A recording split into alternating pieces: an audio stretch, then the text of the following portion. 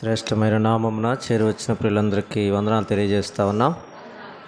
ప్రభు మనకిచ్చినటువంటి గొప్ప భాగ్యం ఈ ప్రభు దినం. ప్రభుని మనం ఆరాధించడానికి ప్రభు తన ఆత్మ సహాయాన్ని ఇచ్చారు. అందుని బట్టికి ప్రభుకు స్తోత్రాలు చెల్లిస్తూ ఉన్నాం. ఉదయకాల సమయంలో దేవుని వాక్యాన్ని మనం విందాం. దైవ గ్రంథమైన బైబిల్ గ్రంథంలో నుండి కొరింథీయులకు రాసిన మొదటి పత్రిక, అపోస్తలుడైన పౌలు కొరింథీయులకు రాసినటువంటి మొదటి పత్రిక 16వ అధ్యాయం 13వ వచనం.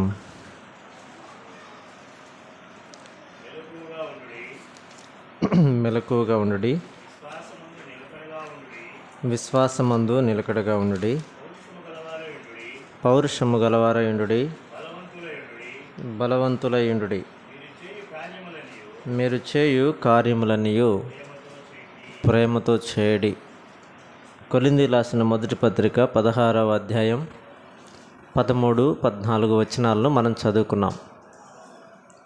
చదువుకున్న లేఖన భాగం ప్రభు మన వినికిడిలో దీవించునుగాక. ఆమేన్. ప్రభునందు ప్రియులారా, కొరింథీయులకు రాసిన పత్రికలో ఈ మాట 13వ వచనం చదివిన మాటలో మొట్టమొదటి మాట మెలకువగా ఉండుడి అనే మాట. ఈ మెలకువగా ఉండుడి అనే మాట చాలా సందర్భాల్లో మనం వింటూ వచ్చాం. ఆయన దేవుని వాక్యం అనేకసార్లు అనేక స్థలాలలో అనేక పుస్తకాలలో ఈ మాట మనకు తరచుగా కనబడుతూ వస్తుంది. సువార్తలలోనూ, అపోస్తలుడైన పౌలు రాసిన పత్రికలలోనూ, పేతురు రాసిన పత్రికలోనూ మనకి ఈ మాటలు కనబడతా ఉన్నాయి. మెట్టుకు ఈ మాటను ఆధారం చేసుకొని దేవుని వాక్యాన్ని కొంచెం ధ్యానం చేద్దాం.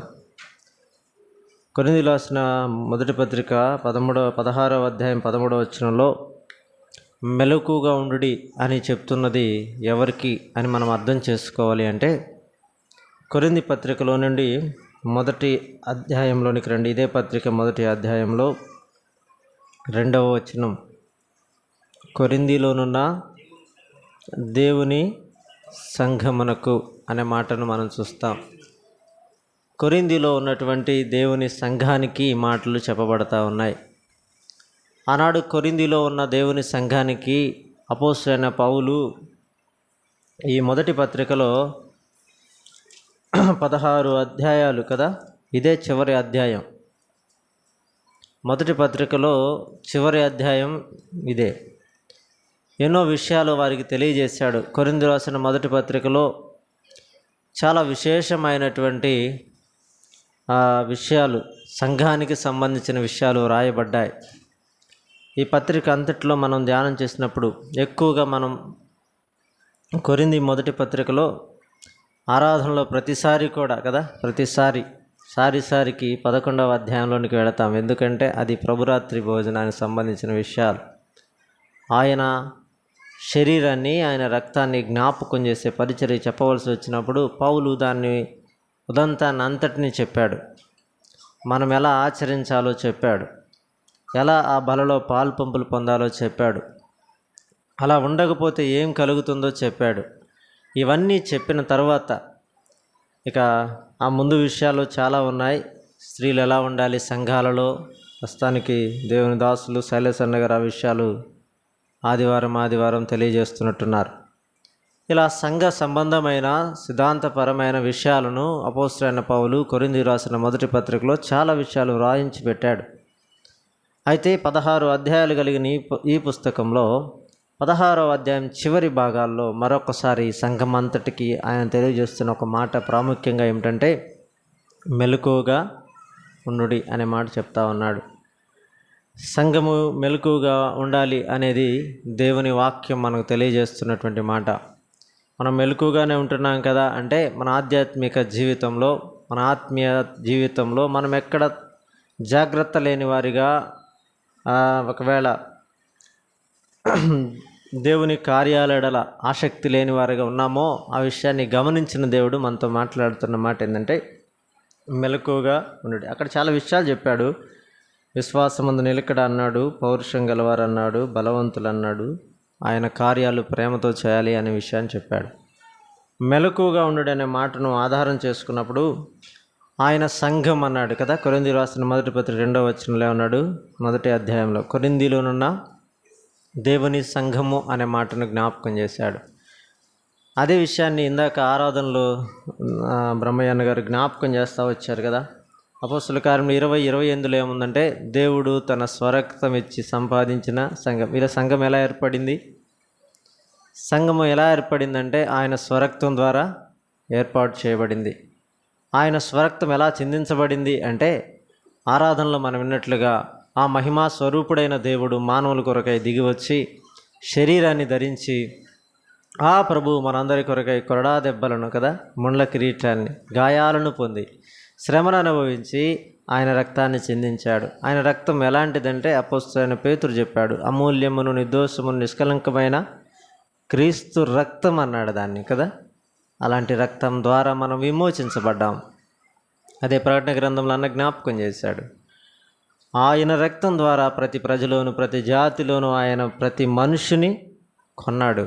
అదే పేతురు రాసిన మొదటి పత్రికలో చెప్పాడు, పూర్వమందు మీరు చీకట్లో ఉన్నారు, ఇప్పుడు దేవుని ప్రజ అయ్యారు, దేవుని సొత్తు అయ్యారు. దేవుని సొత్తు ఎలా అయ్యామంటే ఆయన రక్తంలో మనల్ని కొన్నాడు. ఎఫెసీ పత్రిక 1వ అధ్యాయంలో చివరి వచనాలు చెప్పినట్లుగా ఆయన మనల్ని సంపాదించుకున్నాడు. ఆయన స్వరక్తము ద్వారా ఆయన మనల్ని సొత్తుగా చేసుకోవడానికి సంపాదించుకున్నాడు. ఇప్పుడు సంఘం అనే ఈ కోణంలో మనం ఆలోచన చేస్తూ ఉన్నప్పుడు, సంఘం అనగానే ఈ 4 గోడల మధ్య ఉన్నటువంటి మనం మాత్రమే కాదు, కానీ సర్వలోక ప్రపంచంలో ఉన్న ప్రతి మానవుడు కూడా ఎవరైతే యేసు ప్రభువారి దగ్గర తన పాపాలు ఒప్పుకొని ఆయన రక్తమును ఆశ్రయించి పాప క్షమాపణ అనుభవాన్ని పొంది నమ్మి బాప్తిస్వం పొందుతారు, వారు సంఘంలో చేర్చబడినవారు. వారి యొక్క క్రీస్తు యొక్క శరీరం, క్రీస్తు శిరస్సు అయి ఉండగా సంఘానికి ఆ శరీరంలో అవయవాలుగా చేర్చబడిన వారు. ఇప్పుడు మనం అర్థం చేసుకోవాలి, సంఘములో ఉన్న మనం, ఆయన శరీరంలో చేర్చబడిన మనం, ఆయన మనకు తెలియజేస్తున్నటువంటి మాట ఏమిటంటే మనము మెలకువగా ఉండాలి అని కోరుకుంటా ఉన్నాడు. ఆయన ఎందుకు మనల్ని మెలకువగా ఉండమంటున్నాడు అంటే, దైవ గ్రంథంలో కొన్ని మాటలు ఇలా జ్ఞాపకం చేద్దాం చూడండి. కొత్త నిబంధనలో గలతీ పత్రిక 1వ అధ్యాయంలో, గలతీ పత్రికలో 1వ అధ్యాయంలో, గలతీ పత్రిక 1వ అధ్యాయంలో 4వ వచనంలో ఏమన్నాడు?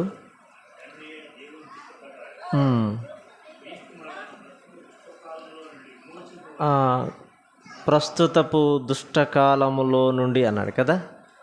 కాలం ఎలా ఉంది అంటే ఇక్కడ దేవుని వాక్యం చెప్తాను, దుష్టకాలం అన్నాడు ఇక్కడ కదా. దేవుని గ్రంథంలో మనం గమనిస్తూ ఉన్నాం, చెడు కాలం అని దైవ గ్రంథంలో రాయబడింది. కాలములన్నీ, దేవుడు దినములన్నీ మంచిగా చేశాడు. ఆదికాండం 1వ అధ్యాయంలో మనం ఈ విషయాలు తెలుసు.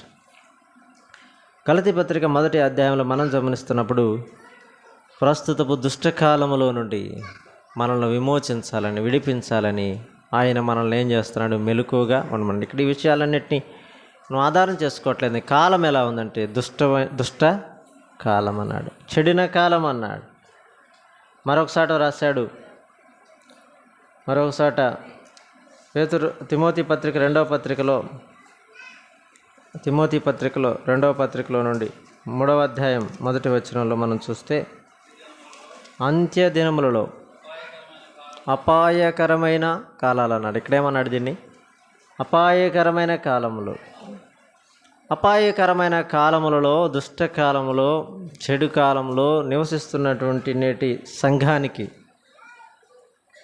దేవుడు తెలియజేస్తున్నటువంటి మాట ఏంటంటే, మనమున్న ఈ కాలంలో మనం మెలకువగా ఉండాలి, అంటే జాగ్రత్తగా ఉండాలి. మనం ఒకవేళ మెలకువ కలిగిన వారిగా ఉండకపోతే మనం ప్రమాదంలో పడతాం. మన ఆత్మీయ జీవితం మనం పరిశీలన చేసుకున్నప్పుడు మనము ఏ విషయాల్లో మెలకువగా లేమో మనకు అర్థమవుతూ ఉంటుంది. చాలా మాటలు ఉన్నాయి, కానీ కొన్ని మాటలు అలా క్లుప్తంగా జ్ఞాపకం చేస్తాను. ప్రకటన గ్రంథం 16వ అధ్యాయం 15వ వచనం. ప్రకటన గ్రంథం 16వ అధ్యాయం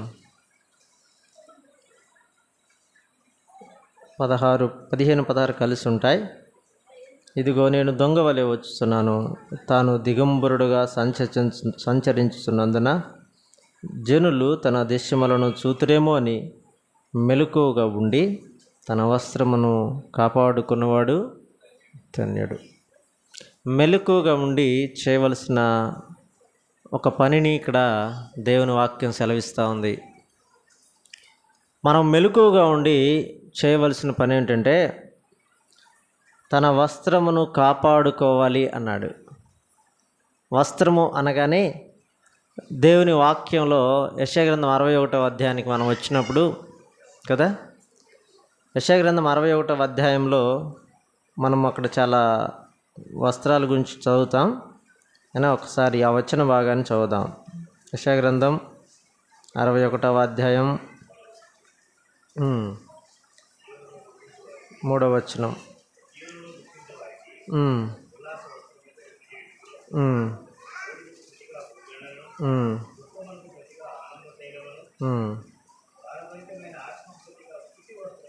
పదే వచనం కూడా చదువుదాం. ఆ తర్వాత ఆయన రక్షణ వస్త్రములను నాకు ధరింపజేసి ఉన్నాడు. ఇక్కడ సంఘానికి దేవుడు ఆయన స్వరక్తం ద్వారా రక్షణను ప్రసాదించాడు కదా. ఇప్పుడు ఆయనను అంగీకరించిన వారు, మొదట మనం చెప్పుకున్నట్లుగా ఆయన సొత్తుగా చేయబడిన వారు, ఆయన రక్తంలో పాప క్షమాపణ అనుభవం పొందినవారు, ఇప్పుడు రక్షణ వస్త్రాన్ని ధరించిన వారు కదా. ఒకవేళ మెలకువగా లేకపోతే ప్రకటన గ్రంథంలో మనం చదివినట్లుగా 16వ అధ్యాయం 15వ వచనంలో మనం ఏం చదివాం? 16-15లో మెలకువగా ఉండి తన వస్త్రమును కాపాడుకున్నవాడు ధన్యుడు. దానికి ముందు ఒక చిన్న మాట రాశాడు కదా 15లో.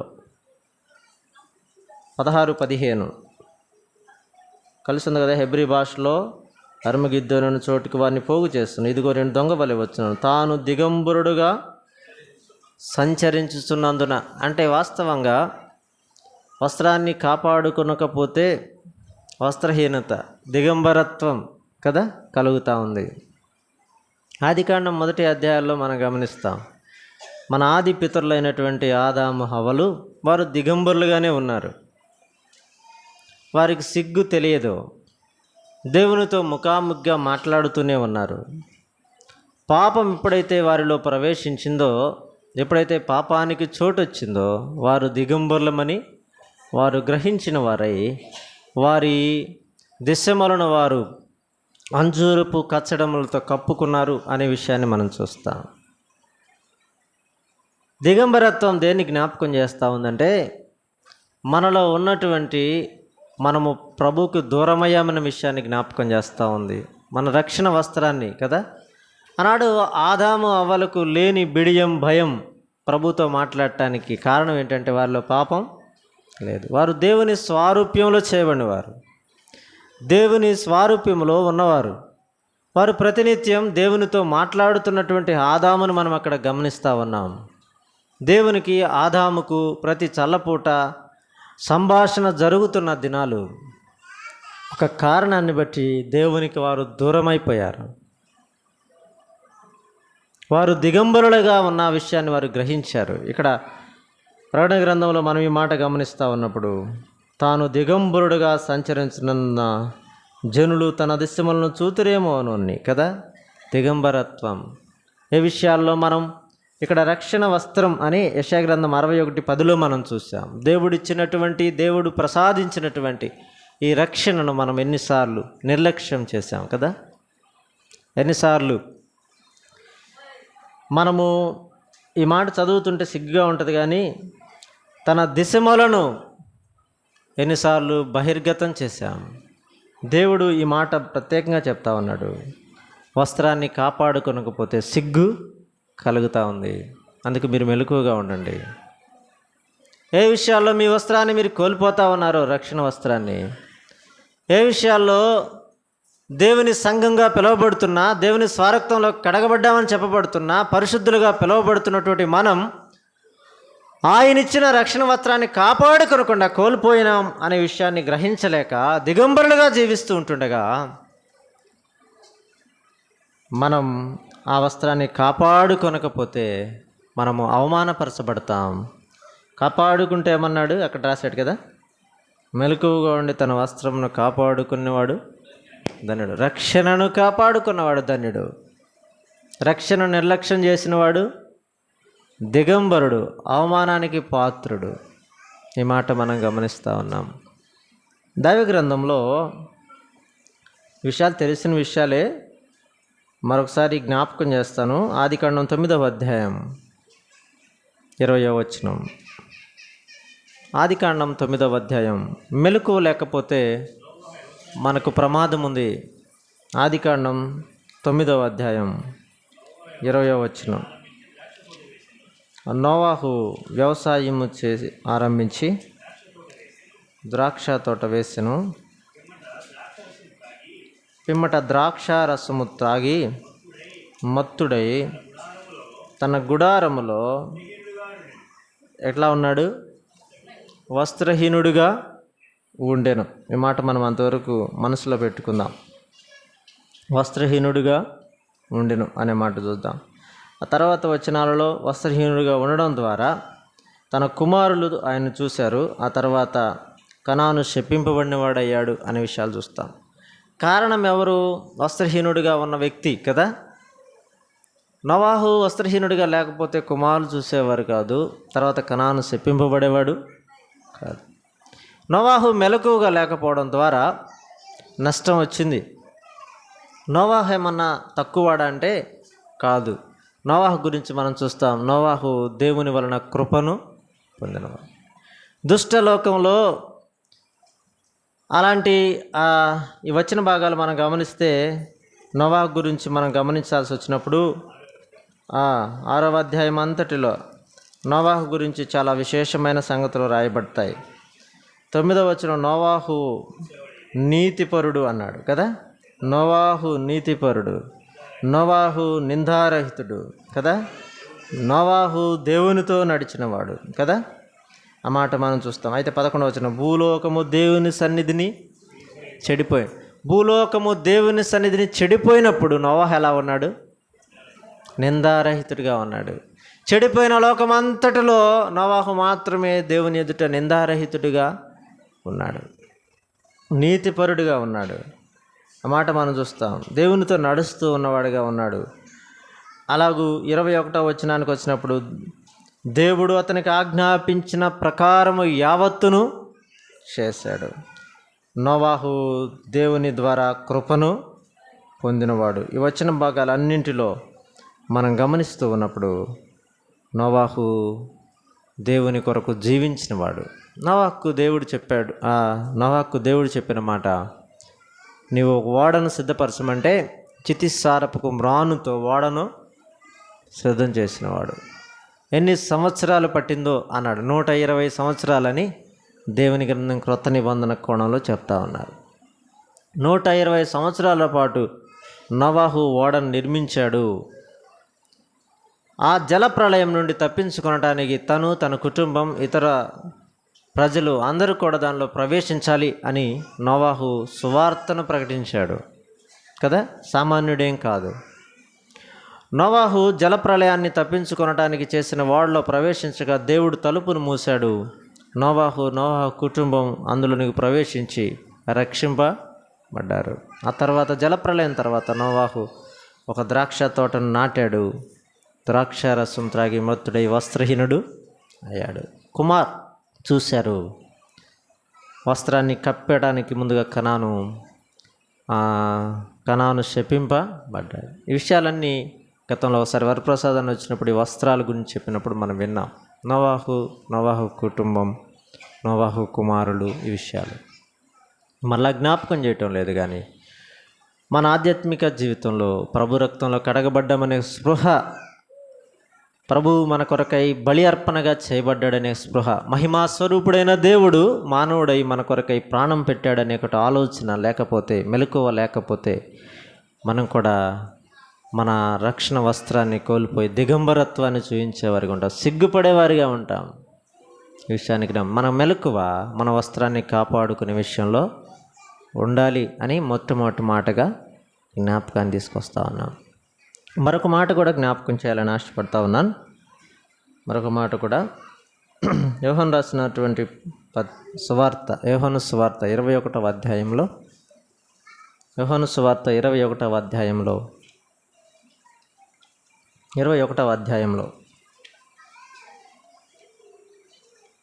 7వ వచనం.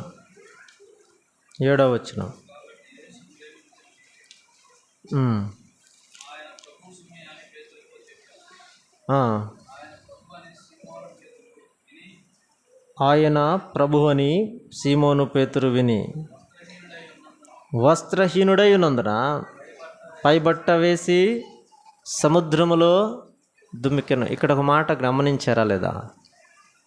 పేతురు ఎవరు? శిష్యుడు కదా.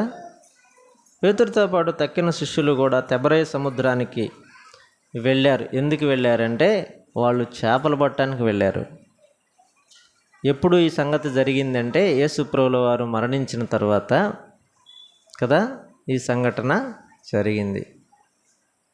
అంతకుముందే ముమ్మారు పేతురు నేను ప్రభువుని ఎరగనని బొంకాడు. ప్రభుతో కలిసి జీవించినవాడు, ప్రభు కార్యాలలో పాల్పంపులు పొందినవాడు, ప్రభు కొరకై జీవిస్తానని తన వలలు విడిచి ప్రభును వెంబడించినవాడు పేతురు. ప్రభు కొరకై ఒక తీర్మానం, ఆయన పిలుపు నెరిగి వచ్చిన వాడే. కానీ ప్రభువు సర్వ మానవాళి పాప పరిహారార్థమే బలిగా అర్పణగా చేయబడిన తర్వాత, మరణించి సమాధి చేయబడిన తర్వాత మరలా తను ఏ వృత్తినైతే మొదట చేశాడో ఆ వృత్తికి వెళ్ళడానికి ఇష్టపడ్డాడు. ఇక్కడ అదే కదా 21 అన్నాడు. తర్వాత యేసు తిబరే సముద్ర తీరము శిష్యులను మరలా తను ప్రత్యక్షపరుచుకును. ఆయన తను ప్రత్యక్షపరుచుకున్న విధమేమనగా సీమోను పేతురును, దిదుమానబడిన తోమయు, గల్లుని కానాను ఊరువాడగు నతనయేలును, జబదయి కుమారులను ఆయన శిష్యుల్లో మరి 2 కూడియుండిరి. సీమోను పేతురు నేను చేపల పట్టబోదునని వారితో అనగా, వారు మేమును నీతో కూడా వచ్చేదమనిరి. వారు వెళ్ళి దోణి ఎక్కిరి, కానీ ఆ రాత్రి ఏమీ పట్టలేదు. ఇక్కడ ఒక విషయం గమనించారో లేదో, పేతురు నాయకత్వ లక్షణాలు కలిగిన వాడు. పేతురు చెప్తా ఉంటే 21వ అధ్యాయంలో మేము అక్కడ మాట గమనిస్తాం కదా, నేను చేపల పట్టబోదును అన్నాడు. మనం వెళ్దామని అనలేదు పేతురు. నేను చేపల పట్టబోదును అని పేతురు అంటే మేము కూడా వస్తాం అన్నారు వాళ్ళు కదా. నేడు మన స్థానిక సంఘాలలో నాయకత్వ లోపం ఉంది. చాలామంది వ్యక్తులను అనుసరిస్తూ ఉంటాం, వ్యక్తుల నిర్ణయాలకు లోబడతాం. వారు అలా చేశారు కదా, పేతురు చేయంగా మనం చేయడానికి ఏమి? పేతురు చేసి నష్టపోయాడు. ఇప్పుడు ప్రభు వచ్చినప్పుడు పేతురు సంతోషంగా ఎదుర్కోవాలి కదా ప్రభుని. కారణం ఏమిటంటే వస్త్రహీనుడైపోయాడు. అక్కడ పైబట్ట వేసుకొని సముద్రంలో దూకాడు. ప్రభువుని ధైర్యంగా సంతోషంగా ఎదుర్కోలేకపోవడానికి కారణం ఏంటంటే, ఏ పిలుపునైతే దేవుడు పిలిచాడో ఆ పిలుపుకు లోబడని పేతురు ప్రభువు తారసపడగానే వస్త్రహీనుడిగా ఉన్నమాట గ్రహించి సముద్రంలో దూకాడు. ప్రభు కొరకు శ్రమైన, నిందైన, ప్రభు కొరకు జీవించాలని ఒక తీర్మానం చేసుకున్న తర్వాత ప్రభువులోనే మనం కొనసాగాలి. ఈ మెలకువ లేకపోతే నేడు సంఘాలలో కూడా కొరింథీయులకు రాసిన మొదటి పత్రికలో చూడండి ఒక మాట. కొరింథీయులకు రాసిన మొదటి పత్రికలో మాట గమనిద్దాం. 10వ వచనం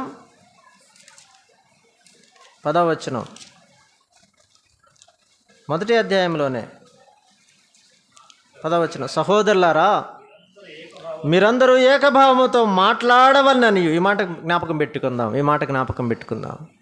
మీరందరూ అంటే సంఘములో ఉన్న బాధ్యత కలిగిన సహోదరులు అనుకున్నాం. మీరందరూ ఏకభావంతో మాట్లాడాలి. ఒక వ్యక్తి మాట అవునంటే మిగతా వారందరూ కూడా ఏకీభవించేటట్లుగా ఉండాలి.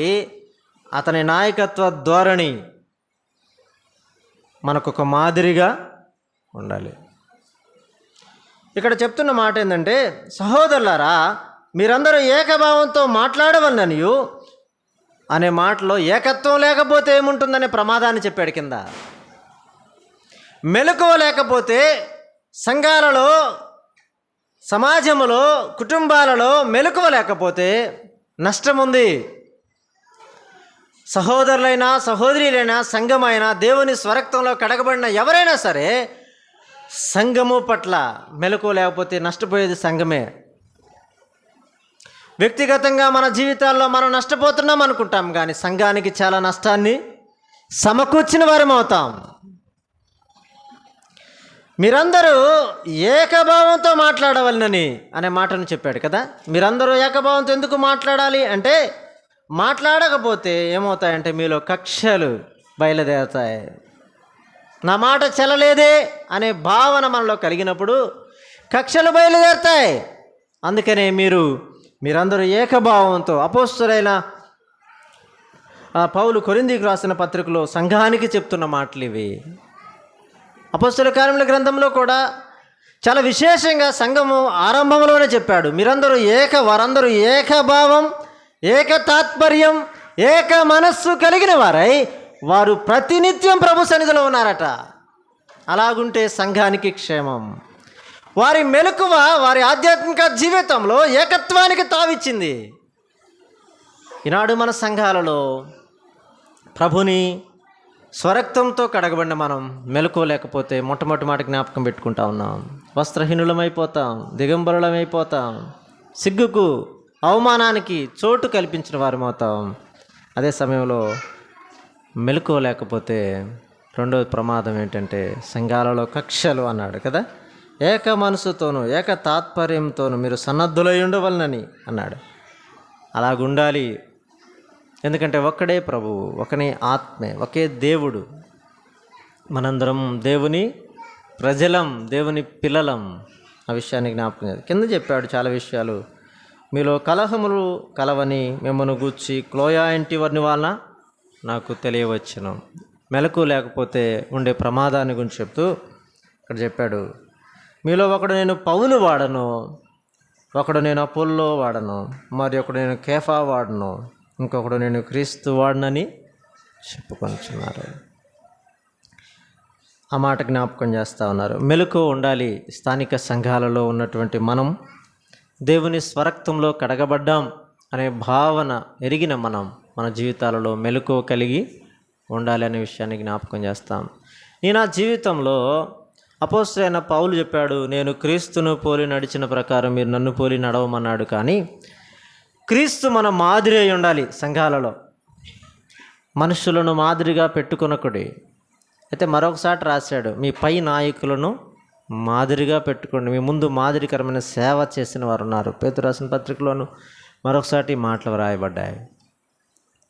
అంత మాత్రమే కాదు, కానీ ప్రాముఖ్యంగా నా వ్యక్తిగత జీవితంలో పేతురు ఆనాడు నేను చేపలు పట్టడానికి వెళ్తున్నానంటే మేమందరం కూడా వస్తాం అని వారు అన్నట్లుగా కాకుండా మనము ఎలా ఉండాలి అంటే, మన వ్యక్తిగత జీవితంలో మనము ప్రభు కొరకై ప్రతిష్ఠింపబడిన వారిగా, ప్రభు రక్తంలో కడగబడిన వారిగా, ప్రభు కొరకు జీవించవలసిన వారుగా నా తీర్మానం ఉండాలి. ఒక వ్యక్తిని బట్టి మనం తొలగిపోయేవారిగా ఉండడానికి వీలు లేదు. కానీ మన వ్యక్తిగత జీవితాలలో, మన ఆత్మీయ జీవితాలలో మన పరిశుద్ధత, మన ఆత్మీయత, మన పవిత్రత కదా, మన మాదిరి, మనం ఏమై ఉన్నామో అనే విషయాన్ని గ్రహించిన వారమే మనం అలా జీవించాలి అని దైవ గ్రంథం సెలవిస్తూ ఉంది. మీరు మెలకువగా ఉండండి. మెలకువగా ఉండడంటే సంఘం అంతటికి చెప్పిన మాటలైనా ఆ సంఘంలో చేర్చబడిన నా వ్యక్తిగత జీవితంతో ప్రభు మాట్లాడుతూ ఉన్నాడు. మరికొన్ని విషయాలు అలా జ్ఞాపకం చేసుకొని ముందుకు సాగిపోదాం. ఎక్కువ విషయాలు ఏం చెప్పడం లేదు, కానీ దేవుని వాక్యం మనము ప్రార్థన యందు మెలకువగా ఉండాలి అనే విషయాన్ని దేవుని గ్రంథంలో మనం గమనిస్తూ ఉన్నాం. తెస్సలోనిక పత్రికలో ఒక మాట మనం చూస్తాం, చూడండి. తెస్సలోనిక పత్రికలో మొదటి పత్రికలో నుండి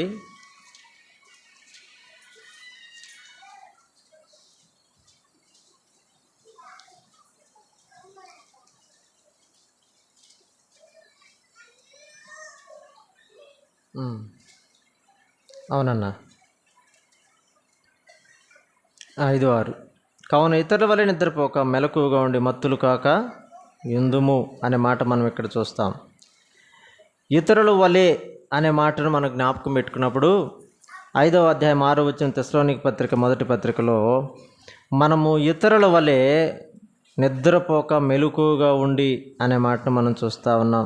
చాలామంది నిద్రపోకుండా మెలకువగా ఉండడం అంటే ఆల్ నైట్ ప్రేయర్ అంతా రాత్రంతా నిద్రపోకుండా ఉందామంటాను. రాత్రంతా నిద్రపోకుండా నీవు ఉన్న 21వ అధ్యాయం యోహాను సువార్తలో వారు రాత్రంతయు శ్రమపడేరు కానీ వారికి ఏమీ దొరకలేదు. ఎందుకు దొరకలేదు వాళ్ళకి? పేతురు పిలుపు వేరు, శిష్యుల పిలుపు వేరు, ప్రభువును వెంబడించిన విధానం వేరు. వారు మరలా తిరిగి వారి పాత వృత్తికి వెళ్ళారు. వారికి దొరికిందా? మన ఆధ్యాత్మిక జీవితంలో ఇది జ్ఞాపకం పెట్టుకోవాలి. మనం మెలకువగా ఉన్నామంటే ప్రభు కొరకు మనం జీవించవలసిన జీవితం జీవిస్తూ ప్రార్థన చేయాలి. ప్రభు కొరకు మనం జీవిస్తున్న జీవితం, ప్రభు పిలిచిన పిలుపు అన్నాడు కదా. తెస్సలోనిక పత్రికలు ఇక్కడే చెప్పాడు. 3వ అధ్యాయం 4వ అధ్యాయం అంతట్లో చెప్పాడు కదా. 4వ అధ్యాయంలో 3వ వచనం, మీరు పరిశుద్ధులగుటకే అన్నాడు కదా. పరిశుద్ధులగుటకే 3వ వచనం అనగా జారత్వము దూరంగా ఉన్నట్టే దేవుని చిత్తం మీలో ప్రతివాడును అనే మాట. మీలో ప్రతివాడును తన ఘటనను ఎలా కాపాడుకోవాలనో ఎరిగి ఉండటమే దేవుని చిత్తం కదా. దేవుని చిత్తం ఆ మాట చెప్పాడు. అలాగుండి మనం ప్రార్థన చేయటం ద్వారా మనం పొందుకోగలం. రాత్రంతా మేలుకున్నా ఆనాడు పేతురు, మీ దగ్గర ఏమైనా తినడానికి ఆహారం ఉందా పిల్లారంటే మా దగ్గర ఏమీ లేదు. మెలకు కలిగి మనం ప్రార్థన చేయాలి.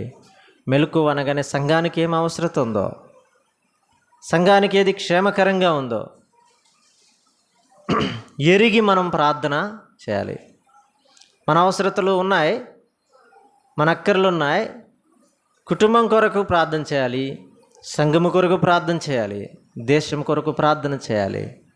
అలాగూ మెలకువ కలిగి ఎక్కడ ఏ అవసరత ఉందో అవసరత కొరకు ప్రభు సన్నిధిలో మనం కనిపెట్టేవారిగా ఉండాలి. అలాగూ మెలకువ కలిగి ప్రార్థన చేయుడి. ఆ సువార్తల్లో ప్రభు అయిన యేసుక్రీస్తు వారు చెప్పాడు, పేతురుతోనే అన్నాడు ఈ మాట. నాకున్న తక్కిన శిష్యులతో కూడా అన్నాడు, మీరు శోధనలో ప్రవేశించుకున్నట్లు మెలకువ కలిగి ప్రార్థన చేయండి. ఒకవేళ మనము ఈ మెలకువ లేని ప్రార్థన జీవితం ఉంటే మనం శోధనలో ప్రవేశిస్తాం. నేను ప్రార్థన చేస్తున్నాను కదా, నాకు అన్నీ జరుగుతాయని మనం అనుకుంటూ భ్రమపడతాం అంతే. మీ ప్రార్థనలు దేవుని చెవుల దగ్గరకు చేరడం లేదు అని దైవగ్రంథం సెలవిస్తుంది. మీ పాపములు మీకును దేవునికి అడ్డంగా ఉండగా మీ ప్రార్థన దేవుడు ఆలకించడం లేదు అనే దేవుని వాక్యం సెలవిస్తూ ఉంది. ఇంకా దేవుని వాక్యంలో చాలా విషయాలు ఉన్నాయి, నేను జ్ఞాపకం చేస్తూ ఉన్నాను. మనం మెలకువ కలిగి ప్రార్థన చేయాలి. కొలస్సీ పత్రికలో ఒక మాట మనం చూద్దాం. చూడండి, కొలస్సీ పత్రికలో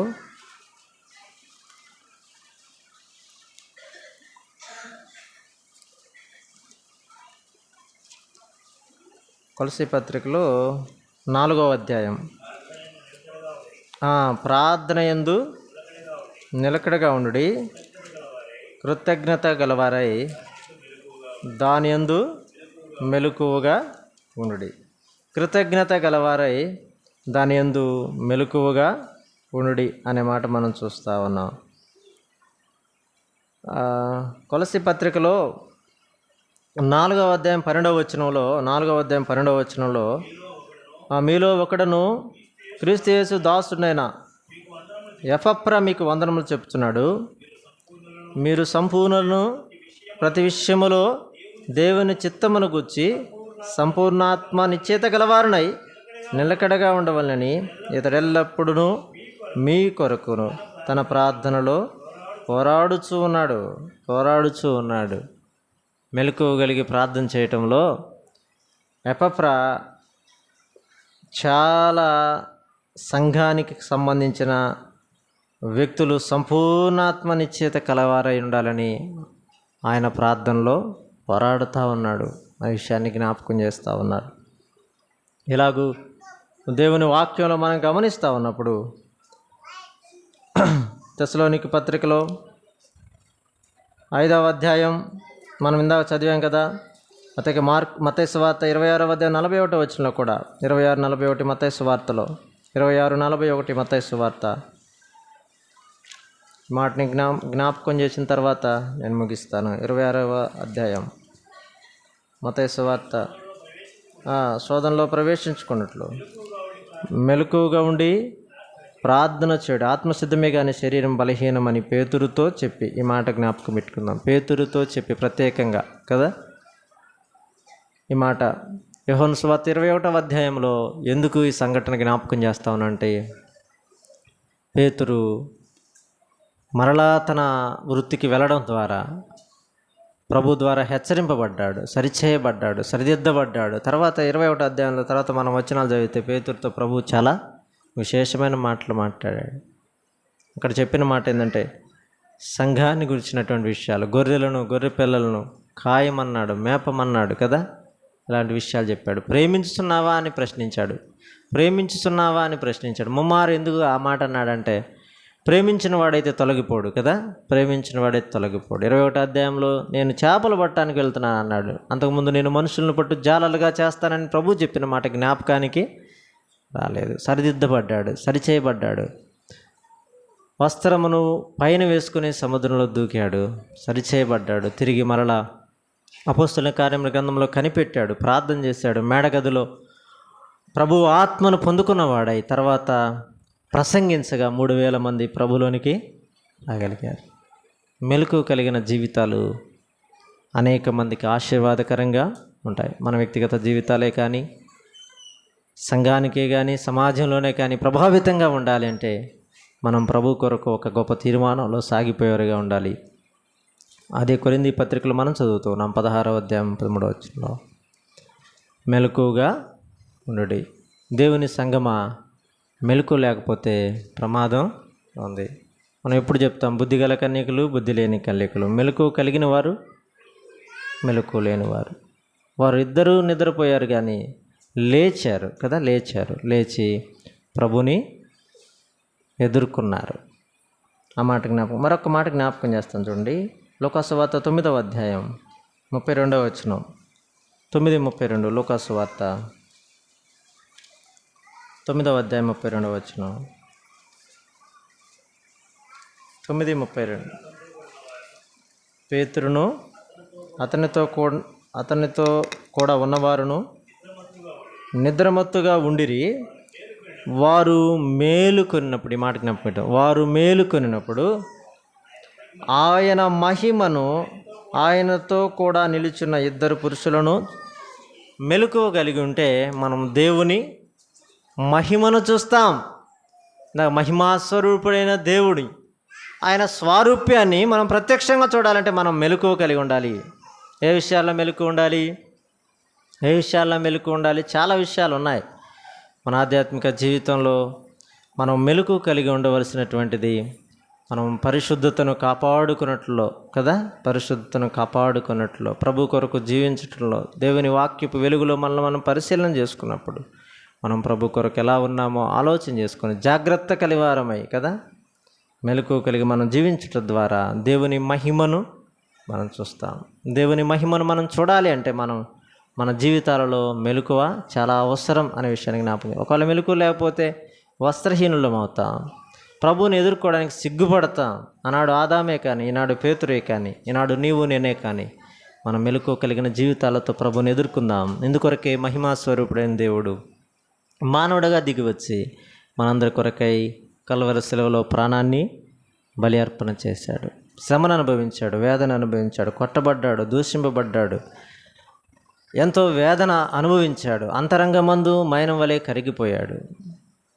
ఇన్ని చేసిన గొప్ప దేవుడు మనకు చెప్తున్న మాట ఏంటంటే, నేను త్వరగా రాబోతా ఉన్నాను, మీరు మెలకువ కలిగి జీవించండి అనే విషయాన్ని ఆయన చెప్తా ఉన్నాడు. కొరింథీలతో ఆ మాట చెప్తా ఉన్నాడు. కొరింథీ సంఘంలో ఎన్నో విపరీతమైనటువంటి ధోరణులు ఉన్నాయి. ఇవన్నిటిని సరిచేస్తూ ఒక పత్రిక రాస్తూ అన్ని మాటలను క్రోడీకరించి చివరిలో మీరు మెలకువగా ఉండండి.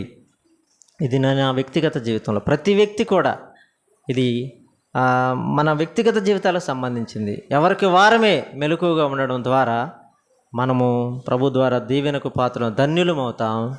అలాగే సంఘానికి క్షమాభివృద్ధిని కలుగు చేసిన వారం అవుతాం. ప్రభు ఈ మాటలో దీవించునుగాక.